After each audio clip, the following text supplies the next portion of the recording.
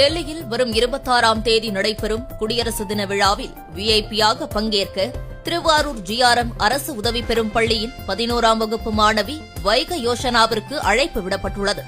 பாதுகாப்பு அமைச்சகமும் மத்திய கல்வித்துறையும் இணைந்து நடத்திய கட்டுரை போட்டியில் நேதாஜியின் படையில் பணியாற்றிய நீரா ஆர்யா என்ற பெண் குறித்து மாணவி கட்டுரை எழுதியுள்ளார்.